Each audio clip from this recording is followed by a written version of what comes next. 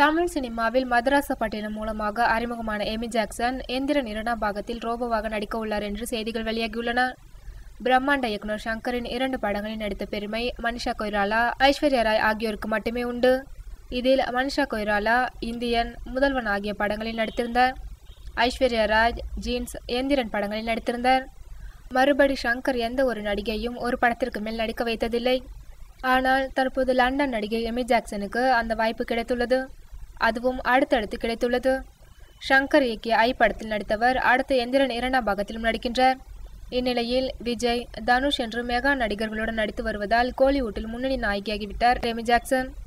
மேலும் எந்திரன் 2ஆம் பாகத்தில் அவர் ரஜினிக்கு ஜோடியாக நடிப்பதாகத்தான் இதுவரை கூறப்பட்டு வந்தது. ஆனால் தற்போது விசாரித்தால் ரஜினிக்கு ஜோடியாக நடிக்கும் நடிகை யார் என்பது இன்னும் முடிவாகவில்லையாம். சில முன்னணி பாலிவுட் நடிகைகளிடம் பேச்சுவார்த்தை நடைபெற்று வருகிறது. அதோடு இந்த படத்தில் எமி ஜாக்சன் ரோபோ வேடத்தில் நடிக்கின்றாராம். அதற்கான ரிகர்சல் சம்பந்தமாகத்தான் சமீபத்தில் பங்கேற்றுள்ளார். இதற்கிடையே எந்திரன் 2ஆம் பாகத்தில் ஏற்கனவே ஹாலிவுட் நடிகர் அர்னால்ட் நடிப்பதாக உறுதி செய்யப்பட்ட நிலையில் தற்போது விஜயின் கத்தி படத்தில் நடித்த பாலிவுட் நடிகர் நீல் நிதின் முகேஷும் ஒரு வில்லனாக நடிப்பதாக செய்தி வெளியாகியுள்ளது.